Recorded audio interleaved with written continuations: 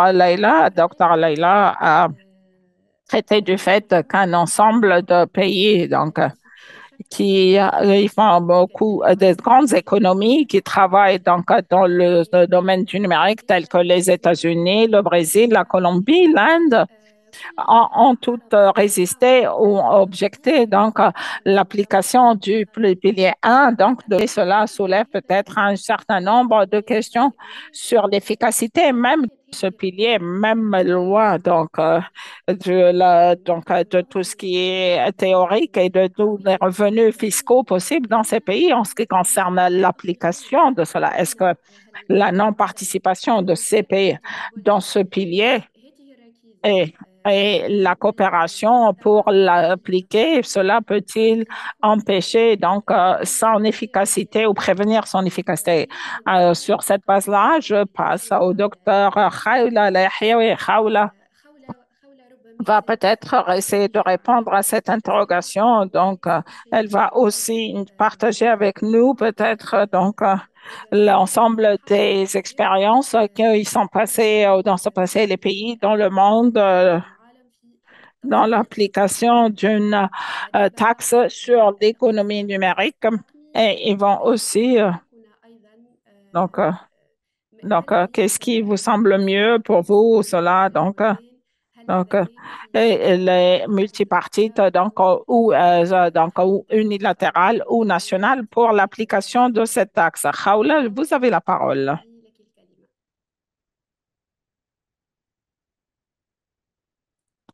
Merci, Sahar. Juste un instant, avant le temps que je puisse lancer ma présentation, est-ce que vous pouvez voir le document qui se trouve sur l'écran? Oui, oui. Je voudrais vous souhaiter à tous la bienvenue à ce webinaire sur les difficultés numériques nées de la transformation vers l'économie numérique. Et c'est un sujet qui est soulevé dans le cadre du système fiscal mondial, surtout pour les multinationales qui travaillent dans le domaine du numérique. Je vais traiter la question à travers les plus grands défis auxquels font face cela. Et nous allons jeter un coup d'œil sur les solutions proposées au niveau national et régional pour cela, pour faire face à ces défis et en tant que tentative de notre part d'y faire face. Parce que n'est pas, on ne dit pas qu'elle est la meilleure, mais toutes ces solutions sont en cours de suivi et d'évaluation. On va juste les évaluer sur la base des années où on a pu les tester, justement. Au début de cette présentation, permettez-moi de parler la révolution numérique qui a complètement changé la manière de faire des affaires aujourd'hui. Il est important de définir cela avec le numérique pour qu'on ne soit pas lié uniquement à l'intelligence artificielle ou autre forme de service, pour la lier uniquement aux solutions fiscales, la taxation qui se sont suivies pour cela, puisque l'économie numérique est un nouveau concept basé sur les découvertes et elle est différente du modèle traditionnel de création de la richesse qui se basait principalement sur l'industrie classique et les pratiques commerciales habituelles. Et j'emprunte au docteur Laila lorsqu'elle a parlé en disant que l'intelligence artificielle est la nouvelle forme de pétrole puisque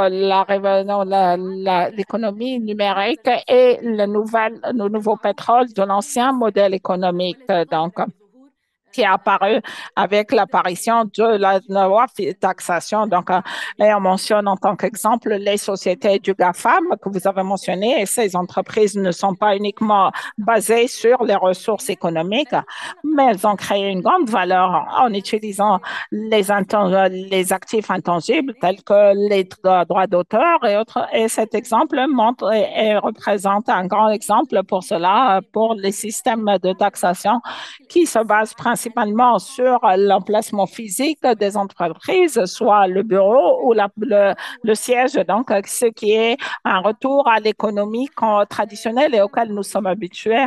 Et donc, la question, donc, qui, à mon avis, nous devons utiliser en premier, quel est le business model des entreprises numériques afin qu'elles puissent créer une taxation une efficace sur elles plus tard. Donc, bien sûr, concernant le business model des entreprises numériques, elles s'appuient sur des modèles différents qui diffèrent des entreprises traditionnelles, conventionnelles et j'ai choisi de les classer comme suivi. Il y a les entreprises de plateforme telles que Uber et Airbnb.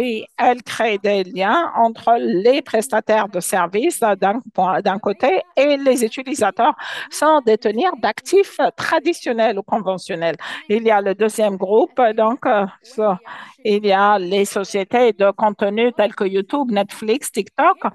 Elles présentent un contenu qui peut être consommé par Internet et Dr. Latifa a donné des chiffres sur le nombre d'utilisateurs et à quel point ils participent à créer une richesse et une production qui donne des intérêts ou des avantages pour des retours les bénéfices donc matériels de ces entreprises. Donc, il y a troisième qui sont les sociétés ou qui sont classées comme étant des sociétés d'annonces Internet, donc telles que Google ou Facebook. Donc, c'est une société qui peut appartenir.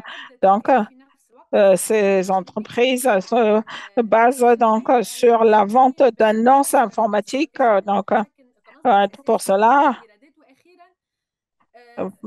c'est les sociétés conventionnelles et ce sont les entreprises électroniques et de l'e-commerce telles qu'Amazon.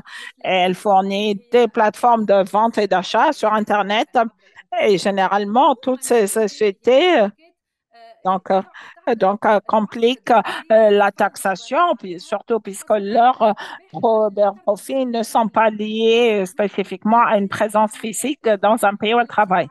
Ces entreprises ont l'une de leurs caractéristiques principales, c'est leur grande capacité à créer une valeur économique sans avoir une présence physique effective et elle s'appuie sur un mélange d'actifs tels que les droits d'auteur, les autres algorithmes. Et donc, parce que cela un exemple petit, c'est que le webinaire dans lequel nous sommes aujourd'hui, donc cela en soi-même soulève des questions sur comment appliquer les systèmes fiscaux existants qui sont basés sur la présence physique et l'établissement permanent comme étant l'une des bases du système de taxation au monde global.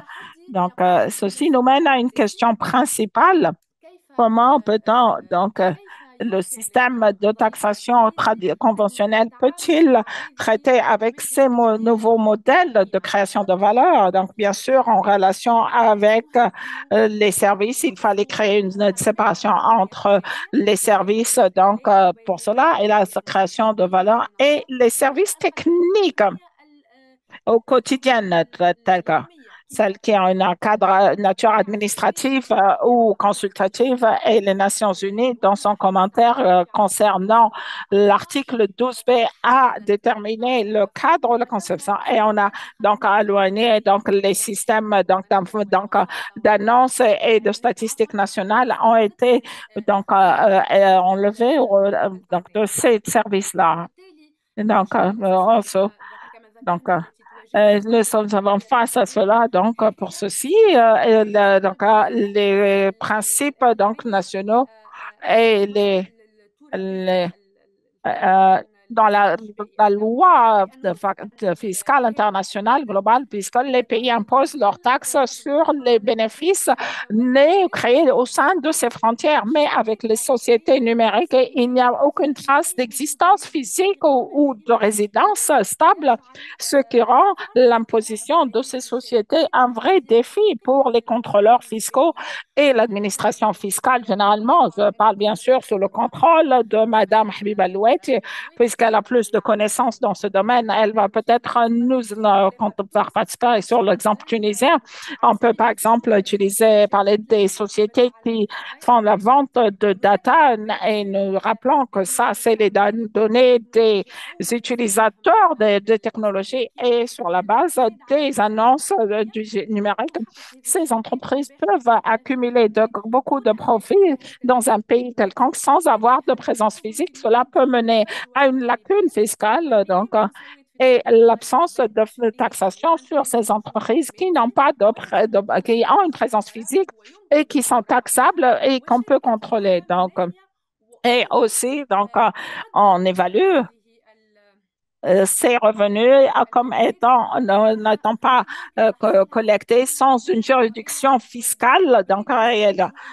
Nous concluons que le système fiscal aujourd'hui n'a pas la capacité de taxer les revenus nés par les services numériques. Donc, ces sociétés multinationales et transfrontalières, non seulement elles n'ont pas de présence physique, mais elle s'applique beaucoup sur les actifs non tangibles et le fait est que les règles fiscales aujourd'hui sont principalement basées sur ces principes-là et que les bases de la loi fiscale de la taxation, nous reviendrons plus tard à cela, plutôt que de modifier ces principes, il faut penser à de nouveaux principes complètement parce qu'elles ne s'appliquent pas de manière efficace aux actifs numériques et permettent aux sociétés numériques de transférer ces actifs vers des paradis fiscaux pour bénéficier de taux d'imposition plus bas et des taux très, très bas comparés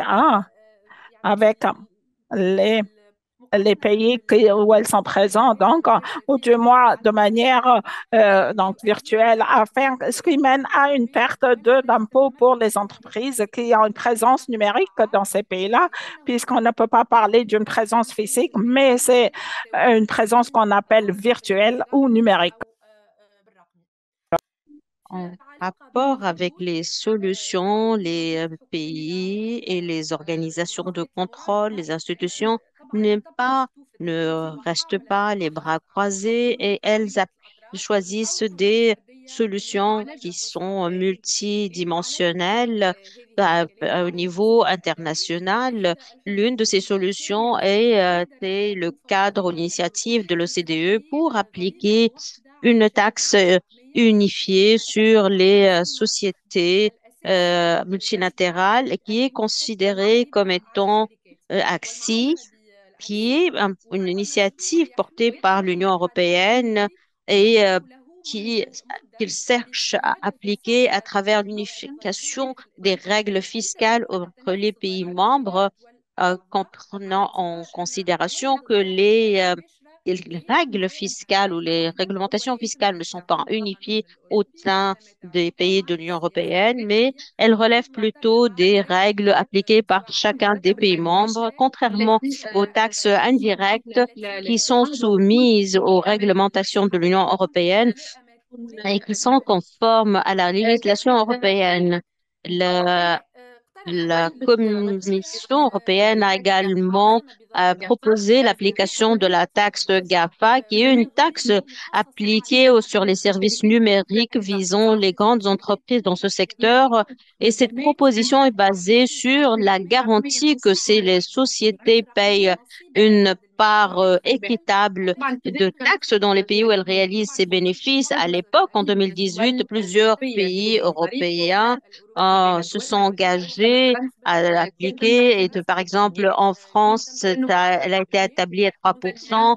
Nous rappelons que l'organisation de coopération, le CDE, avait appelé à plutôt ne pas appliquer cette mesure puisqu'elle considère que c'est une solution qui est unilatérale qui permet en fait de taxer des sociétés de services numériques. En plus de ces initiatives, l'OCDE a également, en collaboration avec le G20, qui à l'époque comptait 19 pays avec de l'Union européenne, en 2013, donc, avait mis en place une initiative pour réduire l'érosion de la base fiscale et garantir les recettes. Cela visait donc à réduire le unifier la base de l'assiette fiscale avec le transfert des taxes, de la taxation vers des pays où les supports ou le fardeau fiscal serait plus léger. Cela avait été fait avec l'encouragement des pays du G20 et les initiatives et les mesures avaient avancé sur la base de l'établissement permanent pour couvrir les services ou les activités numériques qui n'étaient pas taxés avant, en absence de cet établissement permanent ou matériel.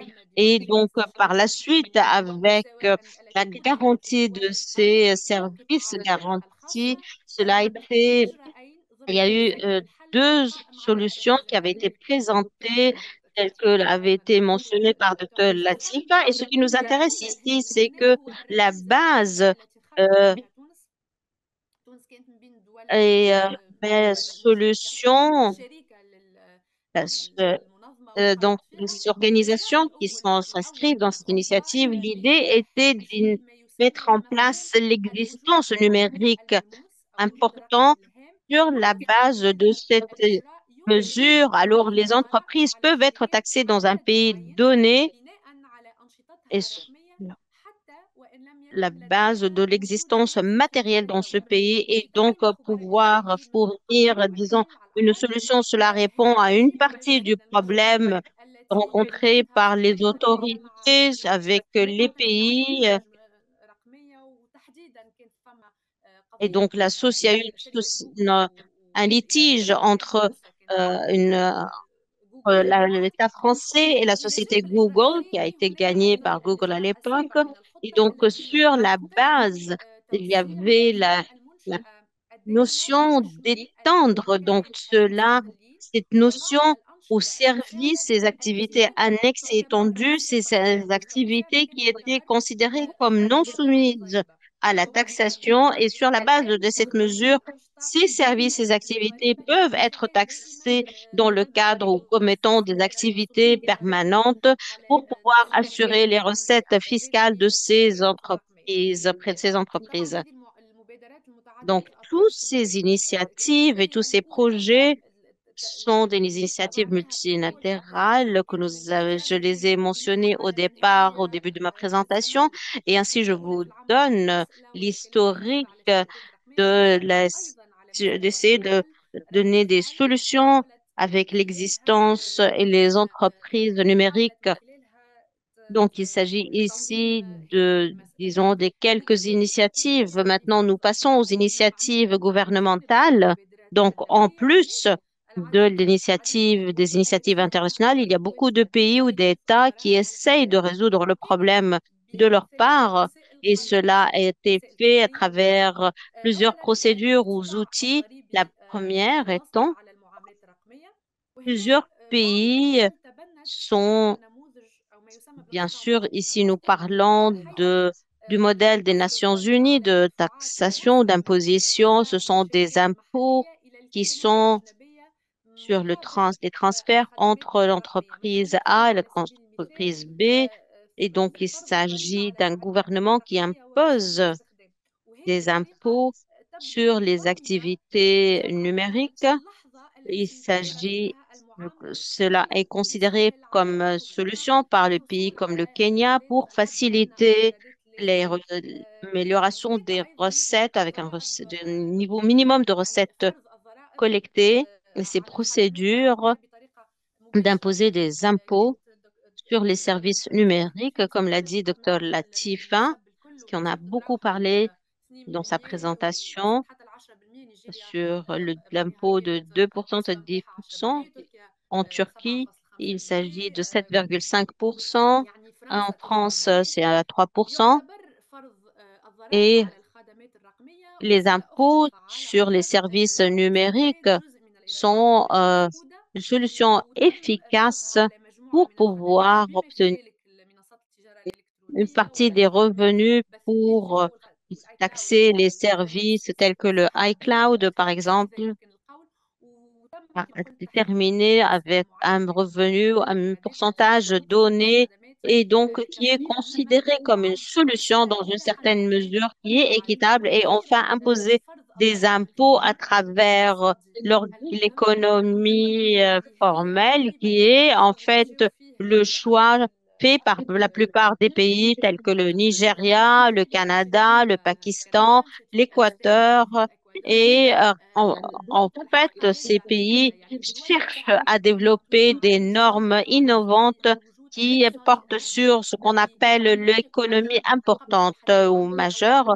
Et on ne parlait pas avant de cela dans le rapport de l'Union européenne qui a porté sur les services numériques en 2015. Et cette existence numérique, cela veut dire qu'on peut imposer des impôts sur des sociétés qui assurent des importations sur le marché local, même si elles n'existent pas, ne sont pas établies sur ces marchés. C'est-à-dire que si un pays a des recettes auprès des utilisateurs dans un pays donné, et je reviens à l'exemple donné par Dr. Latif, par exemple la Tunisie et les utilisateurs de Facebook, alors cette société ou l'État peut appliquer des impôts sur les recettes de cette société, même si elle n'a pas de siège de bureau dans ce pays. Bien sûr, le but derrière ces solutions, que ce soit au niveau local ou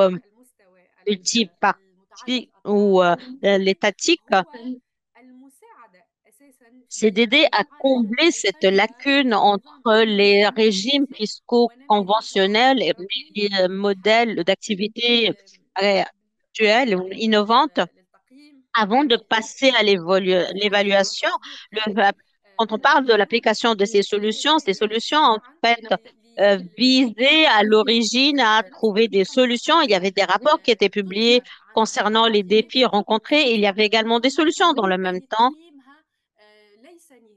Donc, l'évaluation est ouverte et continue. Et puis, d'autre part, il y a nous rencontrons beaucoup de défis dans leur application parce que ces solutions semblent promoteurs et beaucoup d'experts, en fait, ont choisi des solutions plutôt que d'autres mais leur application en soi représente beaucoup de défis. Par exemple, il y a un problème dans la définition des recettes, ce qui devrait être imposé dans un pays donné. Et les régimes fiscaux qui portent là-dessus deviennent de plus en plus complexes dans les pays. Cela également peut à peu avoir un impact sur la conformité fiscale dans un pays donné en plus de la coopération au niveau des solutions, c'est-à-dire que les solutions locales ou nationales sont plus utiles et donnent une meilleure efficacité et donnent plus de marge à l'administration et à l'État pour définir leur champ d'application, mais cela peut sembler complexe de la part des entreprises et les entreprises forcément cherchent toujours des taux d'imposition plus réduits. Et bien sûr, il y a une certaine lenteur dans l'application de ces solutions. Et si aujourd'hui, si on regarde l'application de ces principes et on voit que l'OCDE a émis plusieurs rapports depuis 2013 et a établi la date de juin 2024 pour définir le nombre des membres adhérents à cet accord et les pays qui appliquent la solution du pilier 1 et jusqu'ici, depuis le mois de juin, nous ne voyons toujours pas ce rapport public et on voit des pays tels que l'Équateur et le Pakistan qui ont mis en place une taxe sur les activités numériques. Voilà, ça c'est pour la partie portant sur la lenteur d'application des solutions. Nous avons également beaucoup d'avantages dans On voit qu'il y a beaucoup de pays qui ont mis des mesures unilatérales pour imposer une taxe sur les services numériques et cette approche leur permet d'exercer leur souveraineté fiscale et que cela offre une certaine fiscalité et une certaine flexibilité et efficacité. Mais cela représente un problème aussi en termes de litige parce que les pays peuvent souffrir de la double imposition et là, il est important de trouver un équilibre et en entre les solutions multilatérales et à l'avenir. Et là, on peut dire en conclusion que le régime fiscal actuel nécessite des réformes fondamentales pour s'adapter à ces qui portent sur les concepts globaux et nouvelle réflexion autour de des entreprises durables. Ces questions se représentent l'avenir des entreprises ou mesures fiscales et ces entreprises développent de plus en plus rapidement de nouveaux services. Et donc, est-ce qu'on va se retrouver obligé à mettre en place donc ces systèmes et leur redéfinition de ce qu'est un établissement permanent ou est-ce qu'on va chercher à développer d'autres principes qui prennent en considération la vitesse de développement des services numériques et d'autres phénomènes économiques? Donc voilà, ça c'est pour les deux parties de cette approche ou de cette réflexion sur ce sujet. Et puis à niveau personnel, j'estime qu'il y a des exemples qui sont importants en termes de solutions présentées et j'ai l'idée que d'avoir donc cette présence donc importante qui a été établie par le Nigeria, qui était très rapide et qui s'est fait, ça a été un grand défi et c'est à donc à reconnaître, on reconnaît cette variété d'importance et le Nigeria a entrepris cette initiative et euh, et c'est la particularité, c'est qu'il porte sur l'augmentation des recettes et l'adaptation aux nouveaux services numériques et elle déduit 10% sur les activités fiscales numériques, ce qui a amélioré ses recettes fiscales puisqu'on parle des approches mises en place sur les activités du numérique majeur, il faut dire que là, on parle essentiellement des recettes ou des bénéfices, en fait. Et là, il s'agit, donc c'est le premier élément ou facteur d'évaluation sur le marché. Et il s'agit donc de définir des marchés, des activités. Et aujourd'hui, on voit le principe de l'évolution de ce qui se passe aujourd'hui au niveau essentiel, on est basé sur les objectifs en soi. Concernant également la répartition des droits fiscaux entre le pays de résidence et le pays secondaire, on voit que cette solution rencontre également certains obstacles qui portent sur la répartition qui est très complexe il y a des obstacles sur la capacité du pays à pouvoir imposer des droits, que ce soit le pays de résistance ou le pays de destination. Et donc, on revient à la dualité dès le départ. Et on peut avoir quelques exemples ici. Donc, l'application, donc l'accord modèle de l'OCDE, l'article 5, qui met des seuils sur les établissements permanents ou les pays lorsque les entreprises n'ont pas une présence matérielle. Cela crée une grande lacune parce qu'aujourd'hui, ils ne peuvent pas collecter des recettes fiscales auprès de sociétés qui fournissent des services numériques qui nous ramènent au point de départ. On ne peut pas collecter des impôts auprès d'entreprises qui présentent des services numériques sans avoir une présence matérielle. En plus de tout cela, de tous ces défis de cette évaluation, en fait, c'est une évaluation théorique. Au niveau de la pratique, il y a beaucoup de complexité dans le passage vers l'aspect pratique parce que nous faisons face, en fait, dans notre application, nous faisons face à beaucoup d'obstacles ou de défis dont l'un, c'est le cadre de temps parce que le retard d'application, de mise en œuvre euh, résulte dans des pertes fiscales pour les pays et ces entreprises se développent et développent leur business model. Et chaque fois qu'il y a des solutions qui changent, le business model change pour ces entreprises, en plus de certaines solutions qui sont dirigées uniquement aux grandes entreprises dont les chiffres d'affaires dépassent 20 millions de dollars, ce qui soulève des questions autour des PME. Et là, encore une fois, on se retrouve à discuter de la question de l'équité. Encore une fois, nous parlons également de la complexité des régimes fiscaux qui fait que la conformité fiscale est difficile, que ce soit pour les entreprises, mais également pour les administrations fiscales. Donc là, c'était notre évaluation de les règles ou des solutions qui ont été proposées, que ce soit au niveau, qu'elles soient unilatérales ou en coopération multilatérale. Et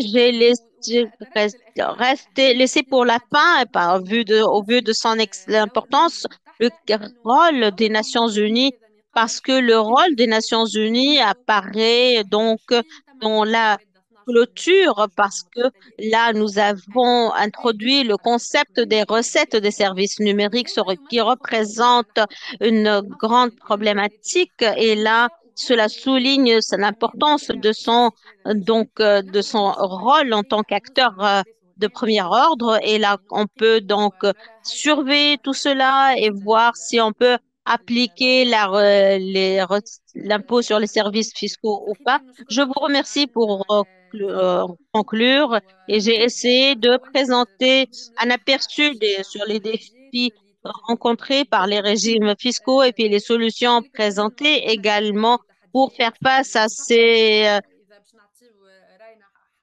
sur les meilleures solutions qui nécessitent les meilleures solutions permettre à ces régimes fiscaux de suivre les évolutions de ces activités et ça permet de préserver la souveraineté de ces pays et essentiellement pour les pays du Sud, les pays africains. Merci.